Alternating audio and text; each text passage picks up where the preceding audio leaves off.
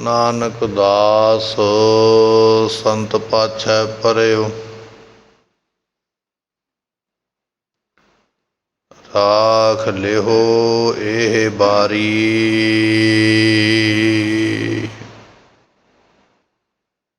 सुकाओ हटल गुर सेविय। अहनस सहज सुभाए। दर्शन परसय गुरु कै। जन्म मरण दुख जाए। होवै सिफत खसमदी। नूर अरसों पुरसों चटियै। तुद डिठे सच्चे पातशाह। मार जन्म जन्म दी कटियै। तुद डिठे सच्चे पातशाह। माल जन्म जन्म दी कटियै।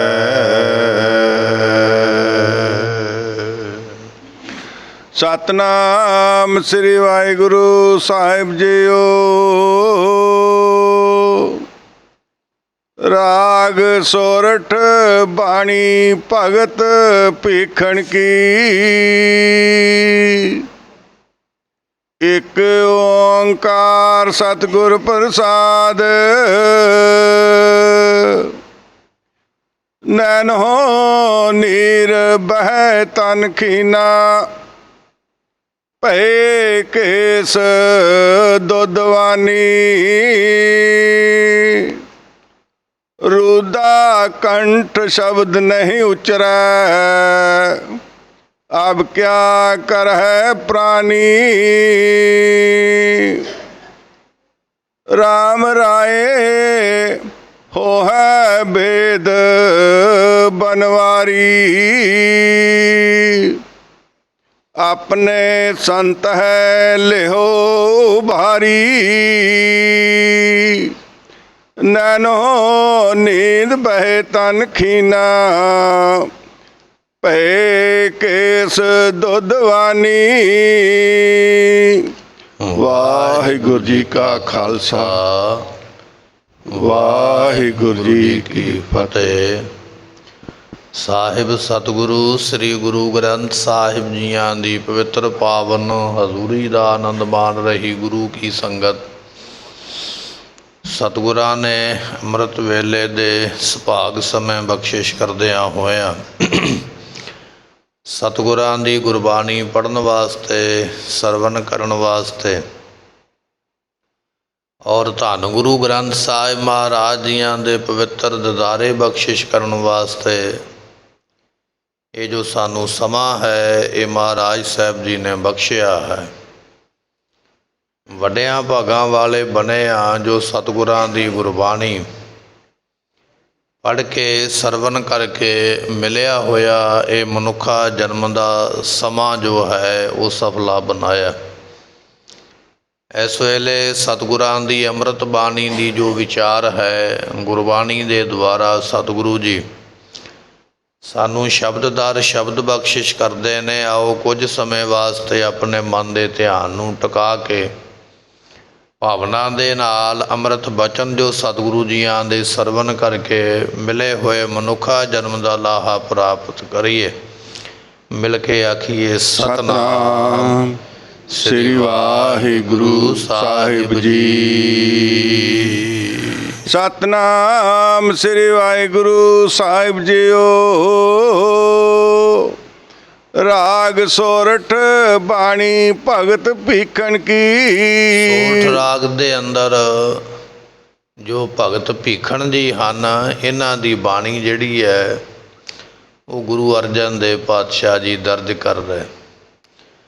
ਭਗਤ ਭੀਖਣ ਜੀਆਂ ਦੇ ਦੋ ਹੀ ਸ਼ਬਦ ਗੁਰੂ ਗ੍ਰੰਥ ਸਾਹਿਬ ਦੇ ਵਿੱਚ ਦਰਜ ਹੋਏ ਅਤੇ ਉਹ ਜਿਹੜੇ ਦੋਨੇ ਸ਼ਬਦ ਨੇ ਇੱਥੇ ਸੋਰਠ ਰਾਗ ਦੇ ਵਿੱਚ ਗੁਰੂ ਅਰਜਨ ਸਾਹਿਬ ਪਾਤਸ਼ਾਹ ਨੇ ਅੰਕਿਤ ਕੀਤੇ।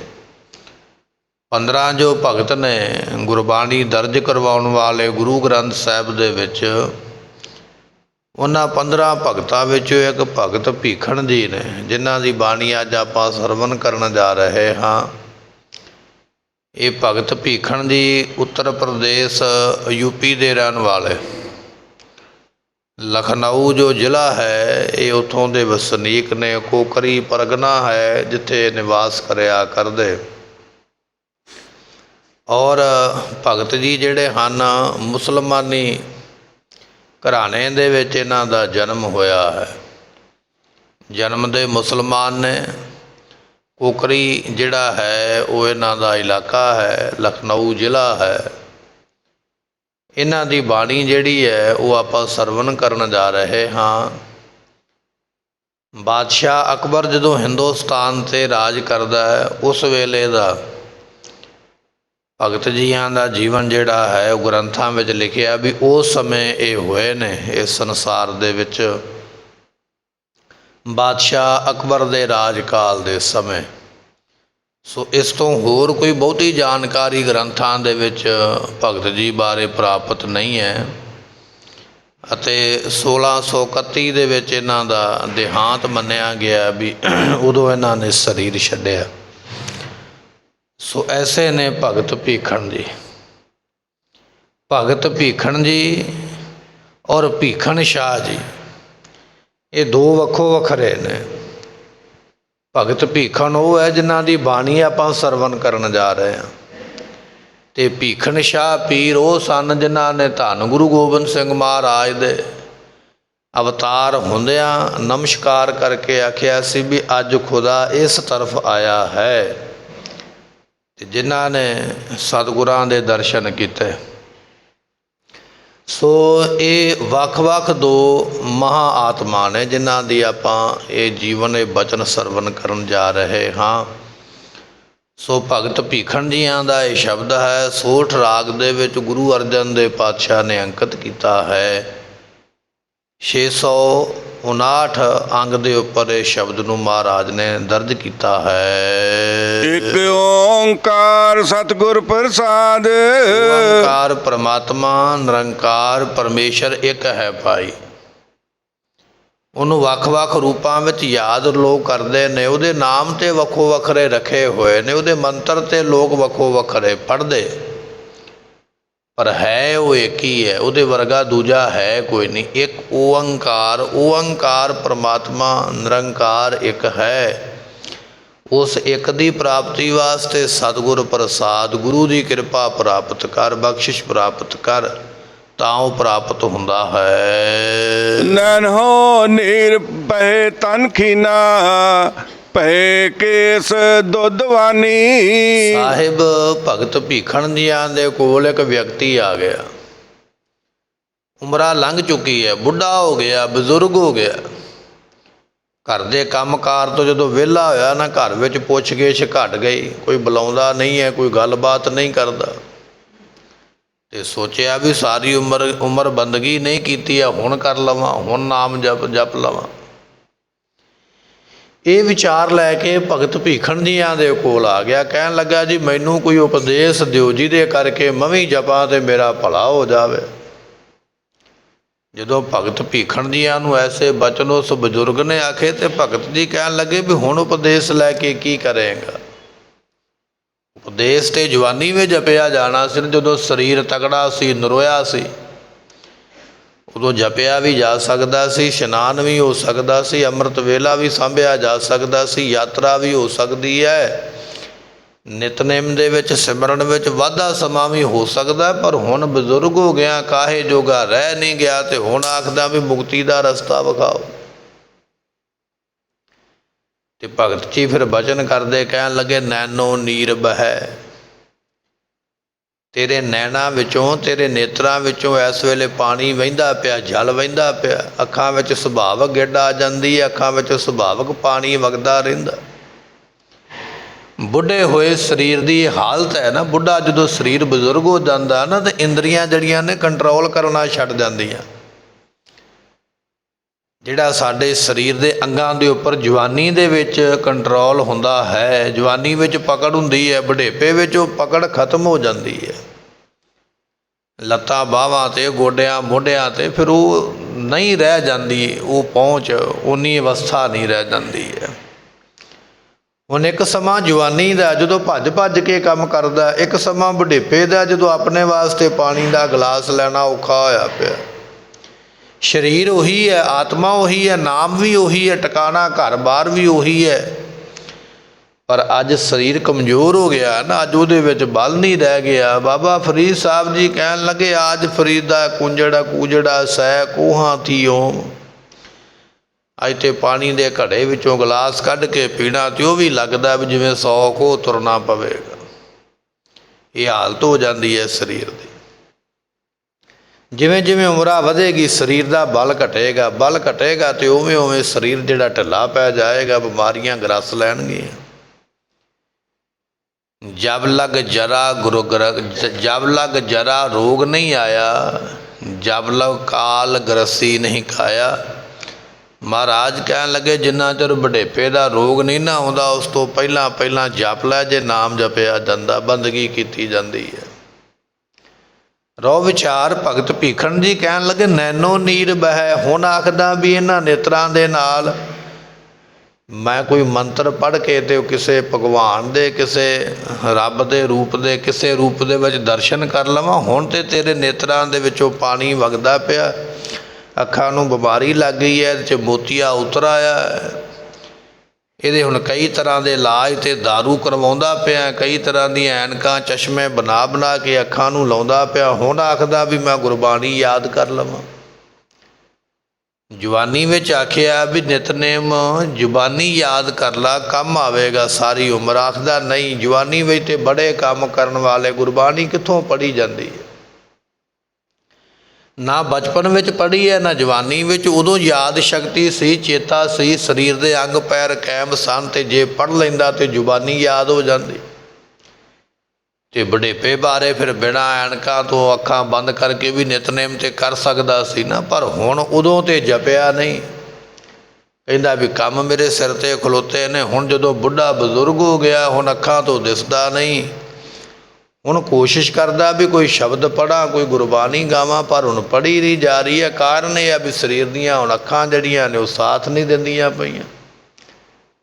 ਰੋ ਵਿਚਾਰ ਭਗਤ ਭੀਖਣ ਜੀ ਕਹਿਣ ਲੱਗੇ, ਨੈਨਹੁ ਨੀਰ ਬਹਿ। ਹੁਣ ਤੇ ਤੇਰੀਆਂ ਨੇਤਰਾਂ ਦੇ ਵਿੱਚੋਂ ਪਾਣੀ ਵਹਿੰਦਾ ਪਿਆ, ਜਲ ਵਹਿੰਦਾ ਪਿਆ, ਅੱਖਾਂ ਖਰਾਬ ਹੋ ਗਈਆਂ, ਕਈ ਤਰ੍ਹਾਂ ਦੀਆਂ ਬਿਮਾਰੀਆਂ ਇਹਦੇ ਵਿੱਚ ਉਤਰ ਆਈਆਂ, ਤੇ ਹੁਣ ਆਖਦਾ ਵੀ ਰੱਬ ਦਾ ਦਿਦਾਰਾ ਕਰਾਂ।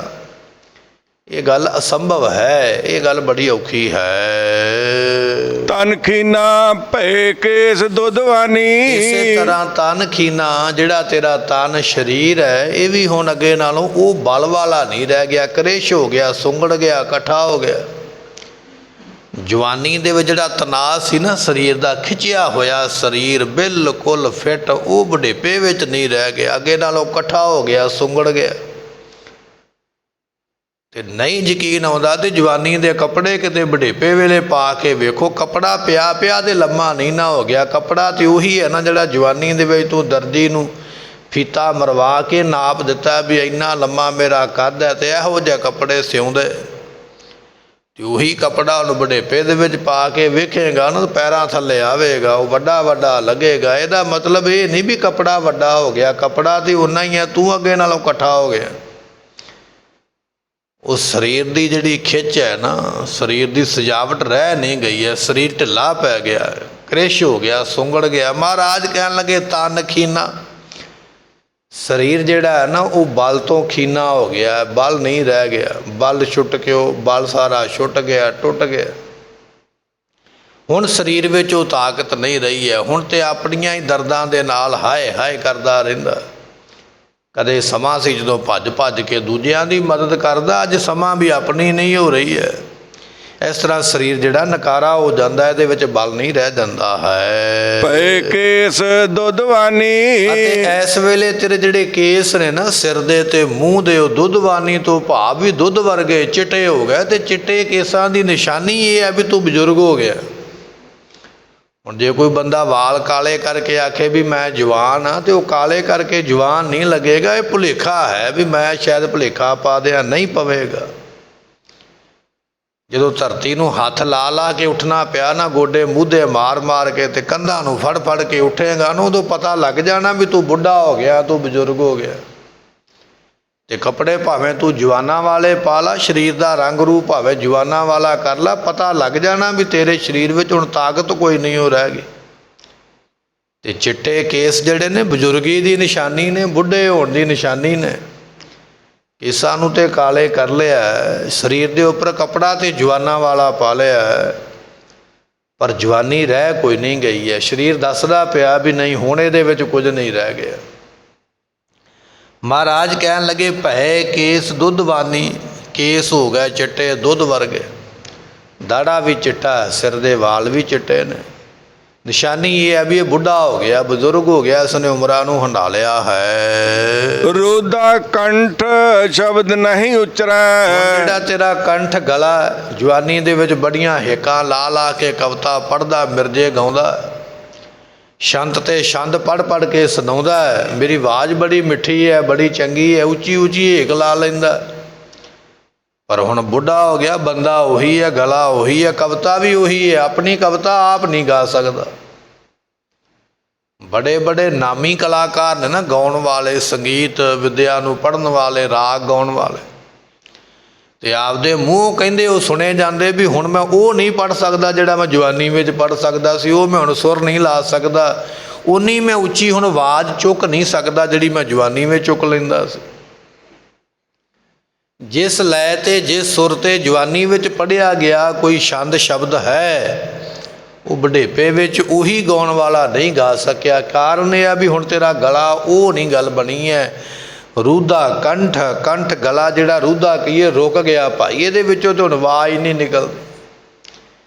ਅੱਗੇ ਤੇ ਇੱਕ ਪਿੰਡੋਂ ਆਵਾਜ਼ ਮਾਰਦਾ, ਦੂਜੇ ਪਿੰਡ ਪਹੁੰਚਦੀ ਹੈ। ਹੁਣ ਜੇ ਪਾਣੀ ਦਾ ਗਲਾਸ ਮੰਗਣਾ ਤੇ ਦੂਜੇ ਨੂੰ ਕਹਿੰਦਾ ਵੀ ਕੰਨ ਨੇੜੇ ਕਰ ਤੇ ਫਿਰ ਮੈਂ ਬੋਲਾਂਗਾ ਤਾਂ ਮੇਰੀ ਸਮਝ ਆਉਣੀ ਹੈ। ਗਲਾ ਉਹੀ ਹੈ ਜਦੋਂ ਮਿਰਜੇ ਗਾਉਂਦਾ, ਗਲਾ ਉਹੀ ਹੈ ਵੀ ਅੱਜ ਪਾਣੀ ਦਾ ਗਲਾਸ ਮੰਗਦਾ ਪਿਆ ਤੇ ਉਹ ਵੀ ਨਹੀਂ ਸੁਣਦਾ ਪਿਆ। ਮਹਾਰਾਜ ਕਹਿੰਦੇ ਬੁਢੇਪੇ ਦੇ ਲੱਛਣ ਨੇ ਸਾਰੇ। ਰੂਧਾ ਕੰਠ, ਕੰਠ ਤੇਰਾ ਗਲਾ ਰੂਧਾ ਕਹੀਏ ਰੁਕ ਗਿਆ, ਸ਼ਬਦ ਨਹੀਂ ਉਚਰੈ, ਹੁਣ ਇਹਦੇ ਵਿੱਚੋਂ ਬੋਲ ਨਹੀਂ ਨਿਕਲਦਾ। ਬੋਲਣਾ ਚਾਹੁੰਦਾ, ਕਹਿਣਾ ਤੇ ਚਾਹੁੰਦਾ, ਪਰ ਹੁਣ ਬੋਲਣ ਲੱਗਿਆਂ ਵੀ ਤਕਲੀਫ ਹੁੰਦੀ ਹੈ, ਗਲਾ ਦਰਦ ਕਰਦਾ ਹੈ, ਤੇ ਇਸ਼ਾਰੇ ਨਾਲ ਹੀ ਕੰਮ ਚਲਾਉਂਦਾ ਪਿਆ ਵੀ ਮੇਰਾ ਇਸ਼ਾਰਾ ਸਮਝ ਲਵੋ, ਪਰ ਮੈਂ ਬੋਲ ਨਹੀਂ ਸਕਦਾ। ਐਸੀ ਹਾਲਤ ਬੁਢੇਪੇ ਦੇ ਵਿੱਚ, ਬਜ਼ੁਰਗੀ ਦੇ ਵਿੱਚ ਹੋ ਜਾਂਦੀ ਹੈ। ਅਬ ਕਿਆ ਕਰ ਹੈ ਪ੍ਰਾਨੀ। ਮਹਾਰਾਜ ਕਹਿਣ ਲੱਗੇ ਹੈ ਪ੍ਰਾਣੀ, ਉਹ ਜਿਹੜਾ ਬੁੱਢਾ ਆਇਆ ਸੀ ਨਾ, ਕਹਿੰਦੇ ਹੁਣ ਕੀ ਕਰੇਗਾ? ਹੁਣ ਤੂੰ ਉਪਦੇਸ਼ ਲੈਣ ਵਾਸਤੇ ਆ ਗਿਆ, ਹੁਣ ਕੀ ਕਰੇਗਾ? ਹੁਣ ਤੇ ਕੁਝ ਨਹੀਂ ਨਾ ਹੋਣਾ, ਹੁਣ ਤੇ ਗੱਡੀ ਨਿਕਲ ਗਈ ਹੈ ਨਾ ਆਪਣੀ ਮੰਜ਼ਿਲ ਤੋਂ ਅੱਗੇ। ਹੁਣ ਇਹ ਗੱਡੀ ਦੇ ਸਟੇਸ਼ਨ ਨਿਕਲ ਚੁੱਕੇ ਨੇ, ਹੁਣ ਇਹਦਾ ਰੁਕਣਾ ਖਲੋਣਾ ਬੜਾ ਔਖਾ ਹੈ। ਹੁਣ ਕੀ ਕਰੇਗਾ? ਸਾਰੀ ਉਮਰਾਂ ਤੇ ਖਾਣ ਪੀਣ ਦੇ ਵਿੱਚ, ਹੰਡਾਉਣ ਦੇ ਵਿੱਚ ਤੇ ਮੌਜਾਂ ਮਾਣਨ ਵਿੱਚ ਲਾਈ ਹੈ। ਹੁਣ ਬੁੱਢਾ ਹੋ ਗਿਆ ਤੇ ਆਖਦਾ ਵੀ ਰੱਬ ਵਾਲਾ ਬਣਾ, ਰੱਬ ਦੀ ਪ੍ਰਾਪਤੀ ਕਰਾਂ। ਸਤਿਗੁਰਾਂ ਦਾ ਫਰਮਾਨ ਹੈ, ਫਰੀਦਾ ਕਾਲੀ ਧੌਲੀ ਸਾਹਿਬ ਸਦਾ ਹੈ, ਜੇ ਕੋ ਚਿੱਤ ਕਰੇ। ਰੱਬ ਹੈ ਸਦਾ ਹੀ ਹੈ, ਇਹ ਨਹੀਂ ਵੀ ਬੁਢੇਪੇ ਵਿੱਚ ਮਿਲਦਾ ਨਹੀਂ ਹੈ, ਮਿਲ ਤੇ ਬੁਢੇਪੇ ਵਿੱਚ ਵੀ ਜਾਂਦਾ। ਧੰਨ ਗੁਰੂ ਅਮਰਦਾਸ ਪਾਤਸ਼ਾਹ ਨੇ ਕਰ ਲਈ ਨਾ ਸੇਵਾ ਬਜ਼ੁਰਗ ਦੇ, ਬਜ਼ੁਰਗੀ ਦੀ ਉਮਰ ਦੇ ਵਿੱਚ ਵੀ ਆ ਕੇ 72 ਸਾਲ ਦੀ 75 ਸਾਲ ਦੀ ਉਮਰਾਂ ਦੇ ਵਿੱਚ, ਪਰ ਸਾਰੇ ਤੇ ਨਹੀਂ ਨਾ ਕਰ ਸਕਦੇ, ਸਾਰਿਆਂ ਵਿੱਚ ਉਹਨਾਂ ਬਲ ਤੇ ਨਹੀਂ ਨਾ ਰਹਿ ਜਾਂਦਾ। ਪਰਮਾਤਮਾ ਹੈ ਤੇ ਹਰੇਕ ਉਮਰ ਦੇ ਵਿੱਚ ਹੀ ਹੈ ਜਦੋਂ ਮਰਜ਼ੀ, ਪਰ ਹੁਣ ਸਾਡੀ ਹੁਣ 75 ਸਾਲ ਦੀ ਉਮਰਾਂ ਵਿੱਚ ਆਪਾਂ ਕਹੀਏ ਵੀ ਮੈਂ ਪਾਣੀ ਦੀ ਗਾਗਰ ਚੁੱਕ ਕੇ ਤੇ 12 ਮੀਲ ਚੱਲਾਂਗਾ, ਤੇ ਇੰਨਾ ਥੋੜ੍ਹੀ ਚੱਲਿਆ ਜਾਣਾ। ਹੁਣ ਤੇ ਆਪਣੀ ਗੱਡੀ ਵਿੱਚ ਬੈਠਣਾ, ਪੁੱਤਰਾਂ ਪੋਤਰਿਆਂ ਨੂੰ ਇਸ਼ਾਰਾ ਕਰਦਾ ਮੈਨੂੰ ਚੁੱਕ ਕੇ ਸੀਟ 'ਤੇ ਬਿਠਾਓ। ਤੇ ਇਸ ਅਵਸਥਾ ਵਿੱਚ ਆਖੇ ਵੀ ਮੈਂ ਹੁਣ ਐਡੀ ਦੂਰ ਤੁਰ ਕੇ ਜਾਵਾਂਗਾ ਤੇ ਐਸੀ ਸੇਵਾ ਕਰਾਂਗਾ, ਹੋਵੇਗੀ ਨਹੀਂ ਨਾ। ਇਹ ਤੇ ਜਿਹਦੇ ਤੇ ਗੁਰੂ ਨੇ ਕਿਰਪਾ ਕੀਤੀ ਹੈ ਉਹ ਕਰ ਗਿਆ। ਰੱਬ ਹੈ ਤੇ ਹਰੇਕ ਉਮਰ ਦੇ ਵਿੱਚ ਹੀ ਹੈ, ਇਹ ਨਹੀਂ ਵੀ ਬੁਢੇਪੇ ਵਿੱਚ ਨਹੀਂ ਮਿਲਦਾ, ਪਰ ਸਾਡਾ ਸਰੀਰ ਨਹੀਂ ਨਾ ਉਹਨੇ ਜੋਗਾ ਰਹਿ ਜਾਂਦਾ, ਉਹ ਕੰਮ ਅਸੀਂ ਕਰ ਨਹੀਂ ਨਾ ਸਕਦੇ ਜਿਨ੍ਹਾਂ ਦੀ ਅਸੀਂ ਗੱਲ ਕਰਦੇ ਹਾਂ। ਰੋ ਵਿਚਾਰ ਮਹਾਰਾਜ ਕਹਿਣ ਲੱਗੇ ਅਬ ਕਿਆ ਕਰੇ ਪ੍ਰਾਣੀ ਹੈ, ਬੁੱਢਿਆ ਬਜ਼ੁਰਗਾ ਹੁਣ ਆ ਗਿਆ ਸਾਰੀ ਉਮਰਾਂ ਖਾ ਪੀ ਕੇ, ਹੁਣ ਕੀ ਕਰੇਗਾ? ਹੁਣ ਇਸ ਵੇਲੇ ਨਹੀਂ ਉਹ ਕੁਝ ਬਣਨਾ। ਫਿਰ ਮਹਾਰਾਜ ਬਖਸ਼ਦੇ ਹਨ, ਨੈਨੋ ਨੀਰ ਬਹਿ ਤਨ ਖੀਨਾ। ਰੂਧਾ ਕੰਠ ਸ਼ਬਦ ਨਹੀਂ ਉਚਰੈ, ਅਬ ਕਿਆ ਕਰੇ ਪ੍ਰਾਨੀ। ਤੇ ਸਤਿਗੁਰੂ ਪਾਤਸ਼ਾਹ ਕਹਿਣ ਲੱਗੇ ਹੈ ਪ੍ਰਾਣੀ ਹੈ ਬੰਦਿਆ, ਸਾਰੀ ਉਮਰ ਨਾਮ ਨਹੀਂ ਜਪਿਆ, ਬੰਦਗੀ ਨਹੀਂ ਕੀਤੀ ਹੈ, ਤੇ ਹੁਣ ਆਖਦਾ ਵੀ ਇਹ ਕਰਮ ਕਰਾਂ। ਹੁਣ ਤੇ ਜਮਾਂ ਦੇ ਵੱਸ ਪੈਣਾ, ਜਦੋਂ ਜਮਾਂ ਦੇ ਵੱਸ ਪਵੇਂਗਾ ਫਿਰ ਕੀ ਕਰੇਂਗਾ? ਜਵਾਨੀ ਵਿੱਚ ਤੇ ਰੱਬ ਯਾਦ ਨਹੀਂ ਨਾ ਮਰਿਆਦਾ ਯਾਦ ਹੈ, ਨਾ ਗੁਰੂ ਯਾਦ ਹੈ। ਜੋ ਗੁਰੂ ਆਖਦਾ ਜਵਾਨੀ ਵਿੱਚ ਉਹ ਮਰਿਆਦਾ ਤੋੜਦਾ ਹੈ ਵੀ ਨਹੀਂ ਗੁਰੂ ਨੂੰ ਤੇ ਪਤਾ ਨਹੀਂ ਮੈਂ ਬੜਾ ਸਿਆਣਾ। ਜਵਾਨੀ ਵਿੱਚ ਤੇ ਗੁਰੂ ਦਾ ਬਚਨ ਮੰਨਿਆ ਨਹੀਂ, ਨਾ ਕੋਈ ਸ਼ਬਦ ਕਮਾਇਆ। ਤੇ ਜਦੋਂ ਹੁਣ ਜਮਾਂ ਦੇ ਵਸ ਪੈਣ ਦਾ ਸਮਾਂ ਆ ਗਿਆ, ਟਾਈਮ ਆ ਗਿਆ, ਅਬ ਕਿਆ ਕਰੇ, ਹੁਣ ਕੀ ਹੋਵੇਗਾ। ਭਾਈ ਗੁਰਦਾਸ ਜੀ ਨੇ ਲਿਖਿਆ, ਕਹਿਣ ਲੱਗੇ ਵੀ ਕਿਸੇ ਦੇ ਘਰੇ ਅੱਗ ਲੱਗ ਜਾਵੇ ਨਾ, ਤੇ ਘਰ ਸੜਦਾ ਪਿਆ ਹੋਵੇ, ਘਰ ਨੂੰ ਦਰਵਾਜ਼ਿਆਂ ਨੂੰ ਅੱਗ ਲੱਗ ਜਾਵੇ ਤੇ ਘਰ ਪਿਆ ਸੜਦਾ, ਤੇ ਕਿਸੇ ਗੁਆਂਢੀ ਨੇ ਆ ਕੇ ਆਵਾਜ਼ ਮਾਰੀ, ਉਹ ਛੇਤੀ ਕਰੋ ਪਾਣੀ ਲੈ ਕੇ ਅੱਗ ਬੁਝਾਈਏ। ਤੇ ਘਰ ਦਾ ਮਾਲਕ ਕਹਿੰਦਾ ਨਹੀਂ ਰੁਕ ਜਾ, ਮੈਂ ਮਿਸਤਰੀ ਨੂੰ ਬੁਲਾਇਆ ਹੈ, ਮਿਸਤਰੀ ਆਵੇਗਾ, ਉਹ ਖੂਹ ਪੱਟੇਗਾ, ਫਿਰ ਖੂਹ ਤਿਆਰ ਹੋਵੇਗਾ, ਫਿਰ ਉਹ ਖੂਹ ਵਿੱਚੋਂ ਆਪਾਂ ਪਾਣੀ ਕੱਢਾਂਗੇ ਤੇ ਫਿਰ ਘਰ ਦੀ ਅੱਗ ਬੁਝਾਵਾਂਗੇ। ਮਹਾਰਾਜ ਕਹਿਣ ਲੱਗੇ ਜਿੰਨੇ ਚਿਰ ਨੂੰ ਮਿਸਤਰੀ ਨੇ ਆਉਣਾ, ਜਿੰਨੇ ਚਿਰ ਨੂੰ ਖੂਹ ਨੇ ਬਣਨਾ, ਜਿੰਨੇ ਚਿਰ ਨੂੰ ਵਿੱਚੋਂ ਪਾਣੀ ਨਿਕਲਣਾ, ਉਨੇ ਚਿਰ ਨੂੰ ਘਰ ਦੇ ਪੱਲੇ ਕੁਝ ਨਹੀਂ ਰਹਿ ਜਾਣਾ। ਜੇ ਅੱਗ ਲੱਗੀ ਹੈ ਤਾਂ ਪਾਣੀ ਵੀ ਹੁਣੇ ਹੀ ਪਾਉਣਾ ਪੈਣਾ। ਜੇ ਤੂੰ ਆਖੇ ਵੀ ਤਿਆਰੀ ਕਰ ਲਵਾਂ, ਤਿਆਰੀ ਕਰਦੇ ਉਹਨੇ ਚਿਰ ਨੂੰ ਕੰਮ ਨਿਬੜ ਜਾਣਾ। ਇਸੇ ਤਰ੍ਹਾਂ ਮਹਾਰਾਜ ਕਹਿਣ ਲੱਗੇ ਵੀ ਇੱਧਰੋਂ ਤੇ ਜੰਮ ਖੜ ਗਏ ਸਰਾਣੇ ਆ ਕੇ ਵੀ ਚਲੋ ਸ਼ਤਾਬ ਦੀਵਾਨ ਬੁਲਾਇਆ, ਛੇਤੀ ਚੱਲ, ਧਰਮ ਰਾਜੇ ਨੇ ਤੈਨੂੰ ਬੁਲਾਉਣ ਵਾਸਤੇ ਸਾਨੂੰ ਭੇਜਿਆ। ਤੇ ਉਦੋਂ ਬੰਦਾ ਕਵੇ ਵੀ ਨਹੀਂ ਖੜ ਜਾਓ, ਮੈਂ ਹੁਣ ਗੁਰੂ ਵਾਲਾ ਜਾ ਕੇ ਬਣਿਆ ਵਾਂ, ਮੈਂ ਅੰਮ੍ਰਿਤ ਛਕ ਲਵਾਂ, ਮੈਂ ਮਰਿਆਦਾ ਬਣਾ ਲਵਾਂ, ਮੈਂ ਨਿਤਨੇਮ ਕਰ ਲਵਾਂ, ਮੈਂ ਪਾਠ ਪੂਜਾ ਕਰ ਲਵਾਂ। ਇਹ ਤੇ ਫਿਰ ਉਹੀ ਗੱਲ ਹੋ ਗਈ ਨਾ ਵੀ ਘਰ ਨੂੰ ਅੱਗ ਲੱਗੀ ਹੈ ਤੇ ਬੰਦਾ ਮਿਸਤਰੀ ਮਗਰ ਤੁਰਿਆ ਫਿਰਦਾ ਵੀ ਆ ਮੇਰੇ ਘਰੇ ਆ ਕੇ ਖੂਹ ਬਣਾ, ਮੈਂ ਪਾਣੀ ਕੱਢ ਕੇ ਤੇ ਅੱਗ ਬੁਝਾਉਣੀ ਹੈ। ਅੱਗ ਲੱਗੀ ਤੇ ਕਦੇ ਖੂਹ ਨਹੀਂ ਬਣਦੇ, ਤੇ ਨਾ ਉਹਨਾਂ ਵਿੱਚੋਂ ਪਾਣੀ ਨਿਕਲਦਾ, ਤੇ ਨਾ ਫਿਰ ਇਸ ਤਰ੍ਹਾਂ ਅੱਗ ਬੁਝਦੀ ਹੈ। ਇਸੇ ਤਰ੍ਹਾਂ ਮਹਾਰਾਜ ਕਹਿਣ ਲੱਗੇ ਜੰਮ ਤੇ ਤੇਰੇ ਸਰਾਣੇ ਖੜ ਗਏ ਆ ਕੇ, ਸਾਰੀ ਉਮਰ ਤੇ ਗੁਰੂ ਦੀ ਬਾਣੀ ਨੂੰ ਬਚਨ ਨੂੰ ਮੰਨਿਆ ਨਹੀਂ, ਧਰਮ ਕਰਮ ਨੂੰ ਕੀਤਾ ਕੋਈ ਨਹੀਂ। ਹੁਣ ਜਦੋਂ ਆ ਗਿਆ ਅੰਤ ਸਮਾਂ, ਹੁਣ ਆਖਦਾ ਰੁਕ ਜਾਓ, ਮੈਨੂੰ ਗੁਰੂ ਵਾਲਾ ਬਣ ਲੈਣ ਦਿਓ। ਨਹੀਂ, ਹੁਣ ਬਣਿਆ ਲਾਭ ਕੋਈ ਨਹੀਂ ਹੋਣਾ ਹੈ। ਅਬ ਕਿਆ ਕਰੇ ਪੁਰਾਣੀ, ਜਦੋਂ ਦੁਨੀਆ ਛੱਡ ਕੇ ਤੁਰਨਾ, ਜਮਾਂ ਦੇ ਵਸ ਪੈਣਾ, ਫਿਰ ਕੀ ਕਰੇਗਾ। ਜਮਾਂ ਦੇ ਕੋਲ ਜਾ ਕੇ ਕੁਝ ਨਹੀਂ ਹੋਣਾ ਹੈ। ਰਾਮ ਰਾਏ ਹੋ ਹੈ ਬੈਦ ਬਨਵਾਰੀ। ਜਿਹੜਾ ਰਾਮ ਰਾਏ ਹੈ ਨਾ, ਰਮਿਆ ਹੋਇਆ ਪਰਮਾਤਮਾ, ਉਹ ਹੈ ਭਾਈ ਬੈਦ।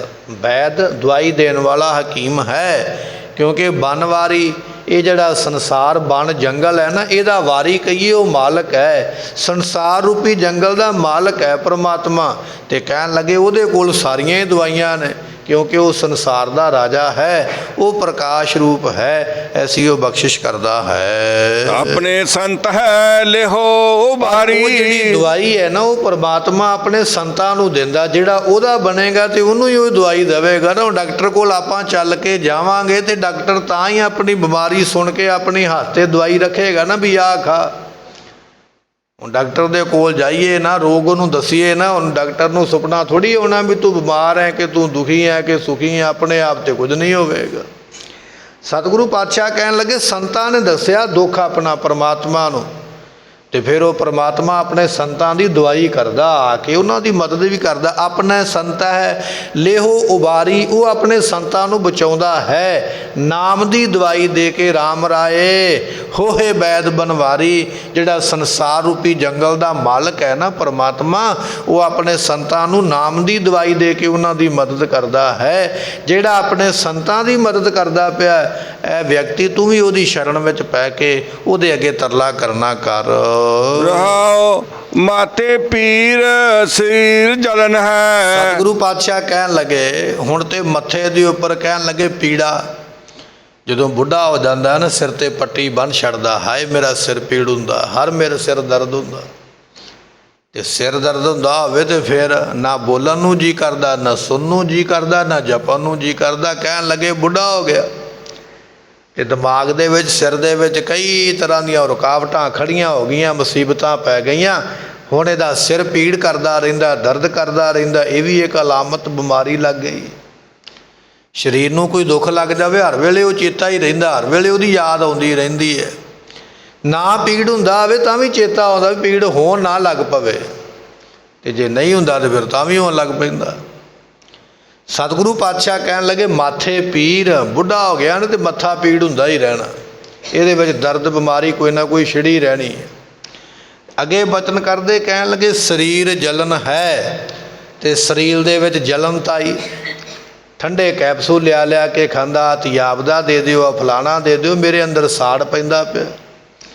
ਜਵਾਨੀ ਵਿੱਚ ਕੋਈ ਸਾੜ ਨਹੀਂ ਹੈ, ਹੁਣ ਬੁਢੇਪੇ ਵਿੱਚ ਦਵਾਈਆਂ ਖਾ ਕੇ ਉਹ ਦਵਾਈਆਂ ਹੀ ਜ਼ਹਿਰ ਬਣ ਗਈਆਂ। ਕਹਿੰਦਾ ਸਾੜ ਪੈਂਦਾ ਪਿਆ, ਅੰਦਰ ਜਲਨ ਹੋ ਰਹੀ, ਅੰਦਰੋਂ ਸੜਦਾ ਪਿਆ। ਐਸੀ ਹਾਲਤ, ਐਸਾ ਸਰੀਰ ਇਹਦਾ ਕਮਜ਼ੋਰ ਹੋ ਗਿਆ ਹੈ। ਸਰੀਰ ਜਲਨ ਹੈ, ਸਰੀਰ ਦੇ ਵਿੱਚ ਜਲਨਤਾਈ ਜਿਹੜੀ ਹੈ ਉਹ ਪੈਦਾ ਹੋ ਗਈ ਹੈ। ਕਰਕ ਕਲੇਜੇ ਮਾਹੀ, ਅਤੇ ਜਿਹੜਾ ਕਲੇਜਾ ਤੇਰਾ ਉਹਦੇ ਵਿੱਚ ਕਰਕ ਤੋਂ ਭਾਵ ਕੇ ਰੜਕ ਪੈਂਦੀ ਪਈ ਹੈ। ਕਹਿਣ ਲੱਗਾ ਵੀ ਹਾਏ ਅੱਜ ਚੰਗਾ ਪ੍ਰਸ਼ਾਦਾ ਨਹੀਂ ਮਿਲਿਆ, ਅੱਜ ਪ੍ਰਸ਼ਾਦਾ ਕੱਚਾ ਸੀ, ਅੱਜ ਦਾਲ ਸਬਜ਼ੀ ਪੂਰੀ ਪੱਕੀ ਨਹੀਂ, ਅੱਜ ਜਿਹੜੀ ਚਾਹ ਜਾਂ ਦੁੱਧ ਪੀਤਾ ਉਹ ਪੂਰਾ ਠੀਕ ਨਹੀਂ ਹੈ। ਪੀ ਤੇ ਲਿਆ ਪਰ ਮੇਰਾ ਕਲੇਜਾ ਅੱਜ ਦਰਦ ਕਰਦਾ ਪਿਆ, ਮੇਰੇ ਅੰਦਰੋਂ ਅੱਜ ਪੀੜਾ ਹੁੰਦੀ ਪਈ, ਅੰਦਰੋਂ ਦੁਖੀ ਹੋਇਆ ਪਿਆ। ਜਵਾਨੀ ਦੇ ਵਿੱਚ ਕੱਚਾ ਪੱਕਾ ਸਭ ਕੁਝ ਦੱਬ ਜਾਂਦਾ, ਖਾ ਜਾਂਦਾ, ਕੁਝ ਨਹੀਂ ਹੁੰਦਾ, ਪਰ ਉਹੀ ਖੁਰਾਕ ਹੈ। ਸਰੀਰ ਵੀ ਉਹੀ ਹੈ। ਬੁਢੇਪੇ ਵੇਲੇ ਤੇ ਹੁਣ ਟੋ ਕੇ ਰੋਟੀ ਨੂੰ ਫਿਰ ਖਾਂਦਾ ਹੈ, ਵੇਖਦਾ ਅੱਗੋਂ ਪਿੱਛੋਂ ਵੀ ਇਹ ਪੱਕੀ ਹੈ, ਇਹ ਆਟਾ ਸਾਫ਼ ਹੈ, ਇਹ ਸਬਜ਼ੀ ਭਾਜੀ ਪੂਰੀ ਪੱਕੀ ਹੈ, ਪੂਰੀ ਬਣੀ ਹੈ, ਤੇ ਫਿਰ ਛੱਕ ਕੇ ਫਿਰ ਵੀ ਆਖਦਾ ਵੀ ਮੇਰਾ ਕਲੇਜਾ ਜਿਹੜਾ ਉਹ ਹਾਲੇ ਵੀ ਦੁਖੀ ਹੋਇਆ ਬੈਠਾ, ਮੇਰਾ ਵਿਹਦਾ ਹੁਣ ਪਚਾਉਂਦਾ ਨਹੀਂ ਪਿਆ। ਕਹਿਣ ਲੱਗੇ ਐਸੀ ਇਹਦੀ ਹਾਲਤ ਹੋ ਜਾਂਦੀ ਹੈ। ਬੁਢੇਪੇ ਦੀਆਂ ਨਿਸ਼ਾਨੀਆਂ ਸਾਰਿਆਂ 'ਤੇ ਸਭ ਕੁਝ ਇਹ ਹੁੰਦਾ। ਜਦੋਂ ਬੰਦਾ ਉਸ ਅਵਸਥਾ ਵਿੱਚ ਪਹੁੰਚਦਾ, ਸਾਰੇ ਉਸ ਅਵਸਥਾ ਵਿੱਚੋਂ ਗੁਜ਼ਰਦੇ ਨੇ, ਸਭ ਨੂੰ ਪਤਾ। ਮਹਾਰਾਜ ਫਿਰ ਬਖਸ਼ਦੇ ਹਨ। ਮਾਤੇ ਪੀਰ ਸਰੀਰ ਜਲਨ ਹੈ। ਸਤਿਗੁਰੂ ਪਾਤਸ਼ਾਹ ਕਹਿਣ ਲੱਗੇ ਬੰਦੇ ਦੇ ਮੱਥੇ ਤੇ ਨਾ ਹਉਮੈ ਦੀ ਪੀੜਾ ਹਰ ਵੇਲੇ, ਜਦੋਂ ਜਵਾਨੀ ਹੁੰਦੀ ਹੈ ਨਾ ਉਦੋਂ ਹਰ ਵੇਲੇ ਹਉਮੈ ਦੀ ਪੀੜ, ਹਉਮੈ ਹੰਕਾਰ, ਮੇਰੇ ਵਰਗਾ ਕੋਈ ਨਹੀਂ, ਦੂਜੇ ਨਾਲੋਂ ਉੱਚਾ ਹੋ ਕੇ ਵਿਖਾਉਂਦਾ, ਅੱਡੀਆਂ ਚੁੱਕ ਕੇ ਖੜਦਾ, ਮੈਂ ਤੇਰੇ ਨਾਲੋਂ ਵੱਡਾ। ਜੇ ਕੋਈ ਅਗਲਾ ਘਰ ਦੀ ਗੱਲ ਕਰਦਾ, ਮੇਰੇ ਕੋਲ ਇਸ ਤਰ੍ਹਾਂ ਦਾ ਘਰ ਹੈ, ਉਹਦੇ ਨਾਲੋਂ ਵੀ 10 ਗਜ ਵੱਧ ਹੀ ਦੱਸਦਾ ਵੀ ਮੇਰਾ ਤੇਰੇ ਨਾਲੋਂ ਵੱਡਾ। ਜੇ ਕੋਈ ਗੱਡੀ ਮੋਟਰ ਦੀ ਗੱਲ ਕਰਦਾ ਤੇ ਉੱਥੇ ਵੀ ਆਪਣੀ ਵੱਡੀ ਪਹੁੰਚ ਬਣਾਉਣ ਵਾਸਤੇ ਵੱਡੀ ਵਿਖਾਦਾ। ਗਹਿਣੇ ਦੀ ਗੱਲ ਕੋਈ ਕਰਦਾ ਤੇ ਉੱਥੇ ਵੀ ਵੱਡੀ ਗੱਲ ਕਰਦਾ। ਜੇ ਕੋਈ ਪੁੱਤਰ ਧੀਆਂ ਦੀ ਗੱਲ ਕਰਦਾ, ਭਾਵੇਂ ਕਿੱਡੇ ਵੀ ਨਿਕੰਮੇ ਹੋਣ, ਉੱਥੇ ਆਪਣੇ ਪੁੱਤਰ ਧੀਆਂ ਦਾ ਗੁਣ ਬੜਾ ਵੱਡਾ ਕਰਕੇ ਦੱਸਦਾ। ਮਹਾਰਾਜ ਕਹਿਣ ਲੱਗੇ ਹਉਮੈ ਦੀ ਪੀੜਾ ਤੇ ਇਹਦੀ ਜਾਂਦੀ ਨਹੀਂ ਹੈ। ਹਰੇਕ ਥਾਂ 'ਤੇ ਆਪਣੇ ਆਪ ਨੂੰ ਵੱਡਾ ਬਣਾਉਣ ਦਾ ਯਤਨ ਕਰਦਾ। ਤੇ ਅੱਜ ਬਹੁਤਾ ਦੁੱਖ ਇਸੇ ਗੱਲ ਦਾ ਹੀ ਹੈ ਨਾ ਕਿ ਉਹਨਾਂ ਲੱਤਾਂ ਭਾਰ ਨਹੀਂ ਚੁੱਕਦੀਆਂ ਜਿੰਨਾ ਕਰਜ਼ਾ ਚੁੱਕ ਲੈਂਦਾ, ਦੁਨੀਆ ਨੂੰ ਵਿਖਾਉਣ ਵਾਸਤੇ ਵੀ ਮੈਂ ਵੱਡਾ ਹਾਂ। ਦੁਨੀਆ ਕਵੇ ਵੀ ਇਹਨੇ ਮਹਿੰਗਾ ਕੱਪੜਾ ਪਾਇਆ, ਮਹਿੰਗੀ ਜੁੱਤੀ ਲੈ ਲਈ, ਇਹਨੇ ਮਹਿੰਗਾ ਘਰ ਬਣਾ ਲਿਆ, ਪਰ ਬਣਾਇਆ ਕਿਵੇਂ? ਸਭ ਕੁਝ ਲਾ ਕੇ ਦਾਤ, ਤੇ ਮੁੜ ਕੇ ਫਿਰ ਪਛਤਾਵਾ, ਪਰੇਸ਼ਾਨੀ। ਫਿਰ ਕਹਿੰਦਾ ਹੁਣ ਪਰੇਸ਼ਾਨੀਆਂ ਦੂਰ ਨਹੀਂ ਹੁੰਦੀਆਂ, ਤੇ ਲੈ ਕੇ ਵੀ ਤੇ ਆਪ ਹੀ ਆਉਂਦੀਆਂ ਨਾ। ਉਹਨਾਂ ਕੰਮ ਕਰ ਲਾ ਜਿੰਨੇ ਜੋਗਾ ਹੈ, ਪਰ ਦੁਨੀਆ ਨੂੰ ਵੱਡਾ ਬਣ ਕੇ ਵਿਖਾਉਣਾ ਇਹ ਹੈ। ਭਾਈ ਕਹਿਣ ਲੱਗੇ ਇਹ ਮੱਥੇ ਦੀ ਪੀੜਾ ਇਸ ਦੀ ਖਤਮ ਨਹੀਂ ਹੁੰਦੀ, ਹੰਗਤਾ ਰੂਪੀ ਪੀੜਾ ਇਸ ਨੂੰ ਪਈ ਹੋਈ ਹੈ। ਕਰਕ ਕਲੇਜੇ ਮਾਹੀ, ਤੇ ਸਰੀਰ ਜਲਨ ਹੈ, ਸਰੀਰ ਦੇ ਵਿੱਚ ਤ੍ਰਿਸ਼ਨਾ ਦੀ ਅੱਗ ਲੱਗੀ ਰਹਿੰਦੀ ਹੈ। ਹਰ ਵੇਲੇ ਆ ਵੀ ਲੈ ਲਵਾਂ, ਆ ਵੀ ਬਣਾ ਲਵਾਂ, ਆ ਵੀ ਕਰ ਲਵਾਂ। ਦਿਨੇ ਰਾਤ ਭੱਜਾ ਫਿਰਦਾ, ਨਾ ਰਾਤ ਨੂੰ ਸੌਂਦਾ, ਨਾ ਦਿਨੇ ਸੌਂਦਾ, ਨਾ ਰਾਤ ਨੂੰ ਟਿਕਦਾ, ਨਾ ਦਿਨੇ ਟਿਕਦਾ ਹੈ। ਮਾਇਆ ਕਾਰਨ ਧਾਵਹੀ ਮੂਰਖ ਲੋਕ ਅਜਾਨ, ਮਾਇਆ ਵਾਸਤੇ ਤੁਰਦਾ ਨਹੀਂ, ਮਾਇਆ ਵਾਸਤੇ ਦੌੜਦਾ ਹੈ। ਧਾਵੀ ਤੋਂ ਭਾਵ ਹੁੰਦਾ ਦੌੜਨਾ, ਸੜਕ 'ਤੇ ਜਾ ਕੇ ਕਿਤੇ ਖੜ ਕੇ ਵੇਖੋ, ਭੱਜਾ ਜਾਂਦਾ, ਇੱਕ ਦੂਜੇ ਨੂੰ ਪਰੇ ਕਰਦਾ ਜਾਂਦਾ, ਲੜਦਾ ਜਾਂਦਾ, ਮੇਰੇ ਅੱਗੇ ਕੌਣ ਆ ਗਿਆ, ਮੈਂ ਛੇਤੀ ਦੇ ਨਾਲ ਪਹੁੰਚਣਾ, ਉੱਥੋਂ ਫਿਰ ਅੱਗੇ ਪਹੁੰਚਣਾ, ਉੱਥੋਂ ਫਿਰ ਅੱਗੇ ਪਹੁੰਚਣਾ। ਕਹਿਣ ਲੱਗੇ ਮਾਇਆ ਵਾਸਤੇ ਬੜੀ ਦੌੜ ਲਾਉਂਦਾ, ਬੜਾ ਭੱਜਦਾ ਹੈ, ਕਿਉਂਕਿ ਤ੍ਰਿਸ਼ਨਾ ਦੀ ਅੱਗ ਦੇ ਅੰਦਰ ਲੱਗੀ ਹੋਈ ਹੈ। ਕਰਕ ਕਲੇਜੇ ਮਾਹੀ, ਅਤੇ ਕਲੇਜੇ ਦੇ ਵਿੱਚ ਕਹਿਣ ਲੱਗੇ ਈਰਖਾ ਦੀ ਅੱਗ ਹੈ, ਅੰਦਰੋਂ ਸੜਦਾ ਵੀ ਪਿਆ ਦੂਜੇ ਵੱਲੇ ਵੇਖ ਕੇ। ਇੱਕ ਤੇ ਤ੍ਰਿਸ਼ਨਾ ਹੈ ਨਾ ਵੀ ਮੇਰੇ ਕੋਲ ਆਹ ਚੀਜ਼ ਆ ਜਾਵੇ, ਇੱਕ ਈਰਖਾ ਹੈ ਮਨ ਦੇ ਵਿੱਚ ਵੀ ਇਹਦੇ ਕੋਲ ਹੈ ਤੇ ਮੇਰੇ ਕੋਲ ਕਿਉਂ ਨਹੀਂ। ਉਹਦੀ ਮਿਹਨਤ ਵੱਲ ਨਹੀਂ ਵੇਖਦਾ, ਉਹਦੀ ਮਿਹਨਤ ਕਿੰਨੀ ਹੈ, ਮਸ਼ੱਕਤ ਕਿੰਨੀ ਹੈ, ਕਿੰਨਾ ਸਮਾਂ ਲੱਗ ਗਿਆ ਕਿਸੇ ਨੂੰ ਕਿੱਥੇ ਪਹੁੰਚਦਿਆਂ, ਪਰ ਵੇਖ ਕੇ ਸੜਦਾ ਜ਼ਰੂਰ ਪਿਆ ਵੀ ਇਹ ਕਿਉਂ ਪਹੁੰਚਿਆ, ਮੇਰਾ ਆਪਣਾ ਕਿਉਂ ਨਹੀਂ ਇੱਥੇ ਪਹੁੰਚ ਸਕਿਆ। ਕਹਿਣ ਲੱਗੇ ਵੀ ਇਹ ਹੈ ਕਰਕ ਪੀੜਾ, ਇਹ ਹੈ ਜਿਹੜੀ ਦੂਸਰੇ ਨਾਲ ਈਰਖਾ ਵਸ ਹੋ ਕੇ ਸੜਦਾ ਪਿਆ ਹੈ। ਐਸੀ ਬਿਮਾਰੀ ਵੀ ਇਸ ਬੰਦੇ ਨੂੰ ਲੱਗੀ ਹੋਈ ਹੈ। ਇੱਕ ਬਿਮਾਰੀ ਹੈ ਹਉਮੈ ਦੀ, ਦੂਜੀ ਬਿਮਾਰੀ ਹੈ ਤ੍ਰਿਸ਼ਨਾ ਦੀ, ਤੀਜੀ ਬਿਮਾਰੀ ਹੈ ਈਰਖਾ ਦੀ। ਤਿੰਨ ਬਿਮਾਰੀਆਂ ਨੂੰ ਸਹੇੜ ਕੇ ਬੈਠਾ, ਫਿਰ ਆਖਦਾ ਸ਼ਾਂਤੀ ਨਹੀਂ ਮਿਲਦੀ। ਮਿਲੇ ਕਿਵੇਂ? ਨਹੀਂ ਮਿਲ ਸਕਦੀ ਹੈ। ਐਸੀ ਬੇਦਨ ਉਪਜ ਖਰੀ ਭਈ। ਕਹਿਣ ਲੱਗੇ ਬੇਦਨ ਭਾਵ ਬਿਮਾਰੀ, ਕਹਿਣ ਲੱਗੇ ਭਾਈ ਇਹੋ ਜੀ ਬਿਮਾਰੀ ਇਹਦੇ ਅੰਦਰ ਉਪਜ ਗਈ ਹੈ, ਐਸੀ ਬਿਮਾਰੀ ਇਹਦੇ ਅੰਦਰ ਪੈਦਾ ਹੋ ਗਈ ਹੈ। ਵਾਕਾ ਔਖਦ ਨਹੀਂ। ਉਸ ਬਿਮਾਰੀ ਦਾ ਭਾਈ ਇਲਾਜ ਹੀ ਕੋਈ ਨਹੀਂ। ਕਿਸੇ ਡਾਕਟਰ ਕੋਲ ਚਲੇ ਜਾ, ਵੈਦ ਕੋਲ ਚਲੇ ਜਾ, ਵੀ ਹਉਮੈ ਦੀ ਦਵਾਈ ਦੇ ਦੇ, ਹਉਮੈ ਮਿਟ ਜਾਵੇ, ਡਾਕਟਰ ਨੇ ਕਹਿਣਾ ਵੀ ਇਹ ਮੇਰੇ ਕੋਲ ਕੋਈ ਨਹੀਂ ਹੈਗੀ।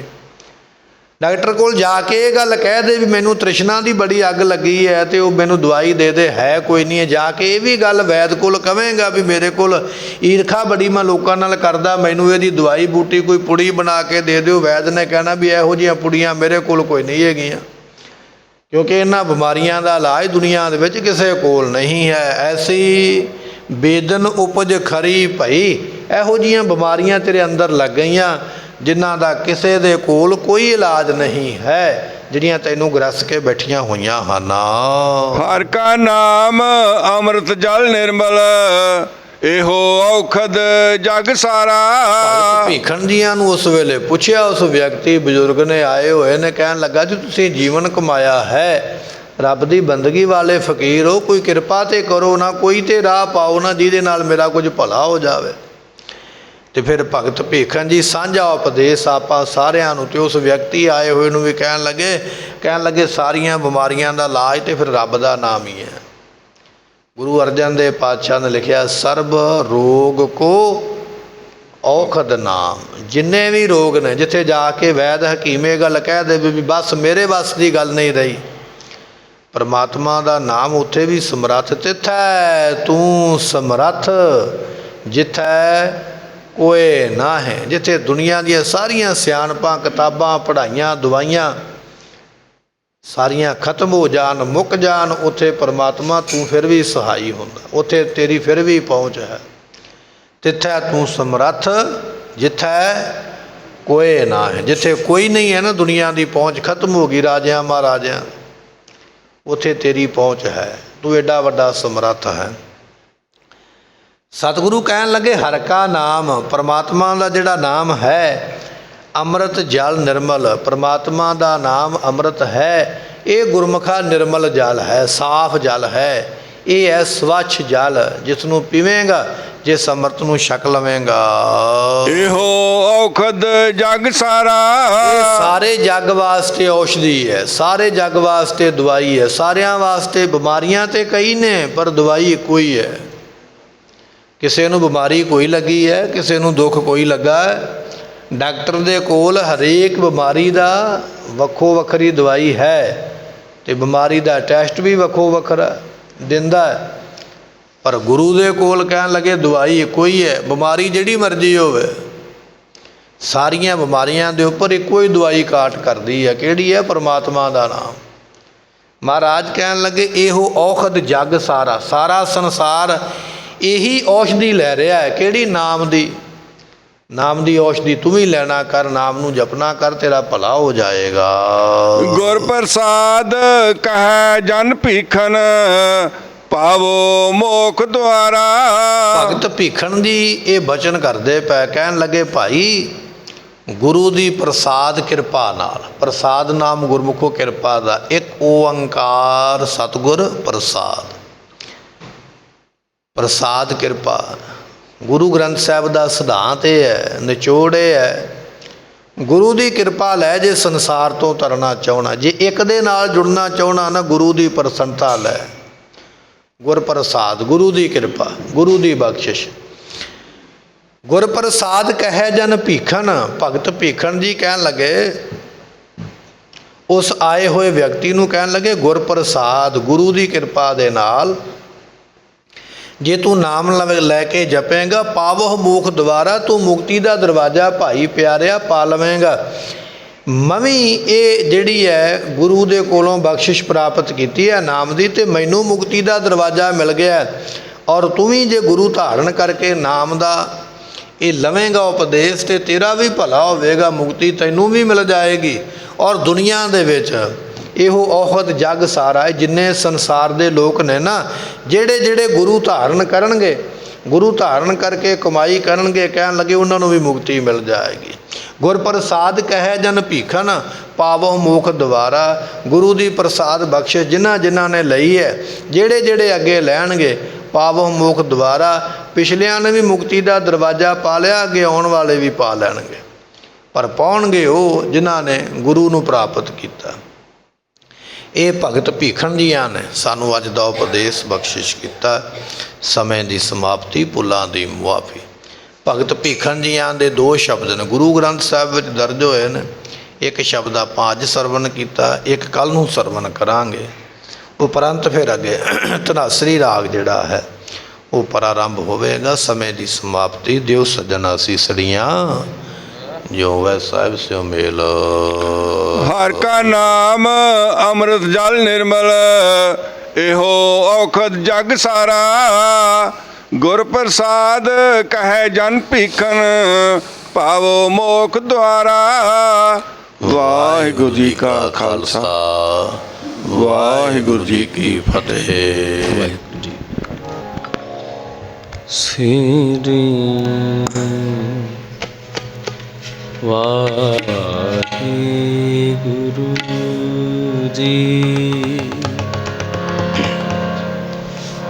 ਸ੍ਰੀ ਵਾਹਿਗੁਰੂ ਜੀ। ਬੈਠਾ ਸੋਢੀ ਪਾਤਸ਼ਾਹ, ਬੈਠਾ ਸੋਢੀ ਪਾਤਸ਼ਾਹ, ਬੈਠਾ ਸੋਢੀ ਪਾਤਸ਼ਾਹ।